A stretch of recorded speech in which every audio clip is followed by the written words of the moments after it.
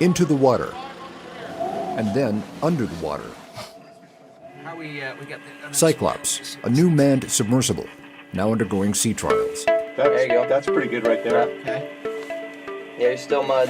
Oh yeah, see the mud? Yep. She's doing great. It's been a very pleasant surprise. When you put a sub in, you don't know if she's going to handle as well. You aren't certain if you're going to have systems have failures, but she's been a great machine. Cyclops is the newest creation of OceanGate, a for-profit private company in partnership with the University of Washington's Applied Physics Laboratory. We couldn't have done it without that partnership. You know, the Applied Physics Lab has been effectively our engineering partner.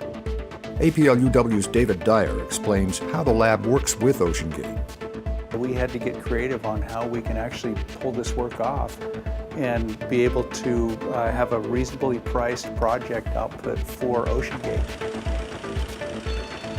The key, APL provides brainpower and skills as needed. So we've been able to move people in and out of this project, and that's what got back to one of those financial challenges on there. Is how do we get Stockton all the expertise he needs in an affordable manner so he's not having to carry this huge overhead on this project. So we can bring someone in and charge a couple hours to it and let them go off and they go back to their own projects and their own work on that. APL UW scientists and engineers faced some major challenges, starting with how to design a deep diving submersible that you don't have to be a U.S. Navy submarine skipper to operate.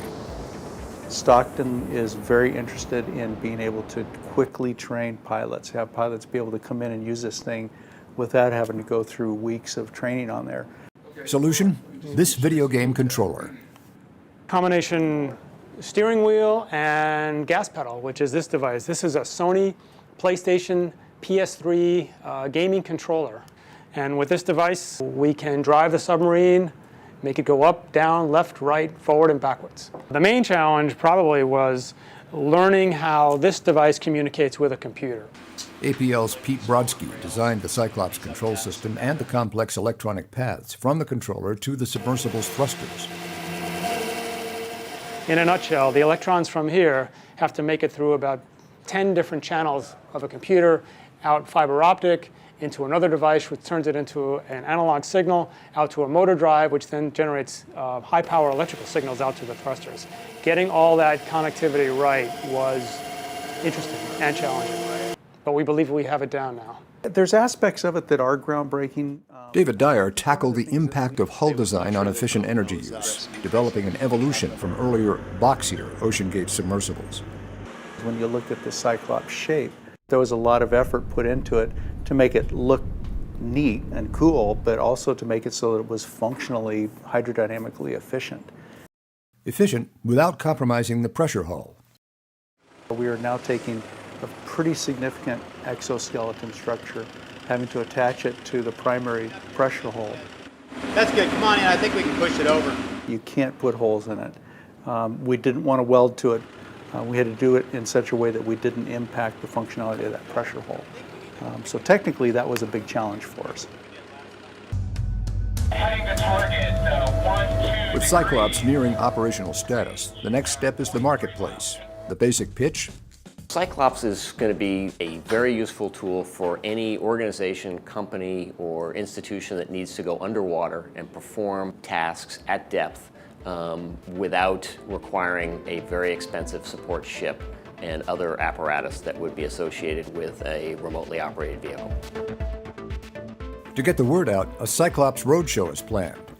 It's going to include dives in the Gulf of Mexico, off the East Coast, and off the West Coast, as well as dives here in Puget Sound.